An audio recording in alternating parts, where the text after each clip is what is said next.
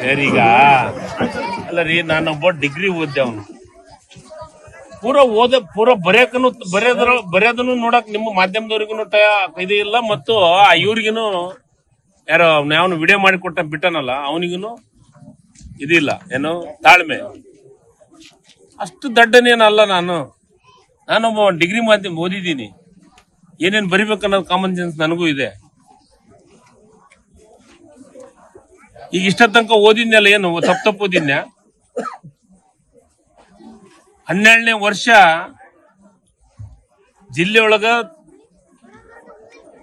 August 15 ಜನವರಿ 26 ಎಲ್ಲವನ್ನ ನಾನೇ ಓದು ಭಾಷಣ ಮಾಡ್ತೀನಿ. ನಿಮ್ಮಲ್ಲಿ ಯಾವ್ದಾದ್ರು ಊರೊಳಗ ಓದಿದ್ದು ಯಾವ್ದಾದ್ರು ತಪ್ಪು ಓದಿದ್ದು ಏನ್ರ ಇದೇನಾ? ಉದಾಹರಣೆ ಕ್ಷೇತ್ರ ಹೋಗಿ ಏನ್ರ ಬೇರೆ ಹೆಸರು ಹೇಳಿದ್ದೀನ? ನೋಡಿ, ನಾನು ಯಾರನ್ನ ದ್ವೇಷ ಮಾಡಕ್ಕಲ್ಲ. ನೀವು ವಾಸ್ತವ ಸತ್ಯ ನನ್ನ ಎಬಿಲಿಟಿ ನೋಡ್ಕೊಂಡು ಮಾತಾಡಿ.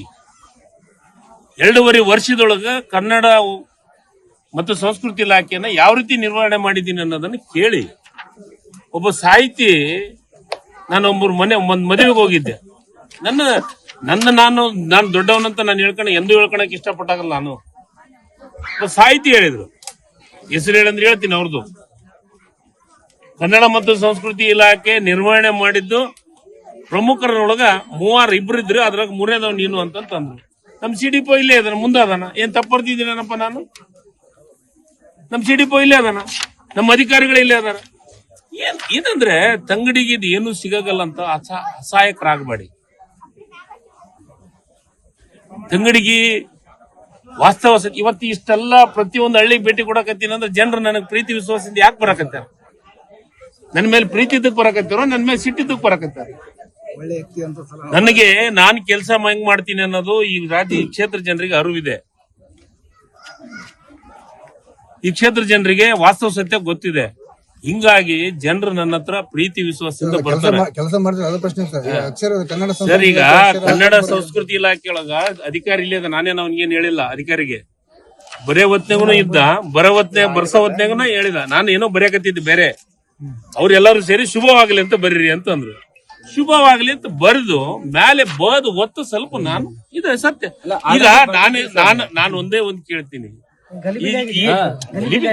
ಅಫ್ಕೋರ್ಸ್ ಗಲಿಬಿಲಾಗ ಇರ್ಬೋದು, ಇಲ್ಲ ಟೆನ್ಷನ್ದಾಗ ಇರ್ಬೋದು, ಬೇರೆ ಏನಾರು ಇರ್ಬೋದು, ಅದಲ್ಲ ನಾನು ಹೇಳೋದು.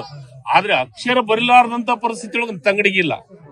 ಯಾರೋ ಒಬ್ಬನ್ ಕೇಳಕತ್ತೇನ, ನಾನು ಉತ್ತರ ಕೊಡ್ಬೋದು ಈಗ ಬಹಳ ಚೆನ್ನಾಗಿ.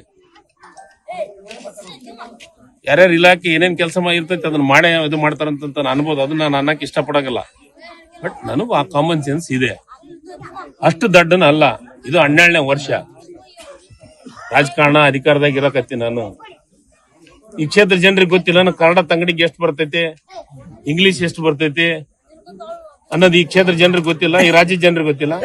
ನೋಡ್ರಿ, ನಾನು BSc ಓದಿದ್ದೀನಿ. ನನಗೊಂದು ಕಾಮನ್ ಸೆನ್ಸ್ ಇದೆ. ಮನುಷ್ಯನ ತಾಳ್ಮೆ ಪರೀಕ್ಷೆ ಮಾಡಬಾರ್ದು. ಮತ್ ಯಾರು ಹೇಳ್ತಾರಲ್ಲ ಅವ್ರನ್ನ ಓಪನ್ ಆಪ್ಷನ್ ಇನ್ನ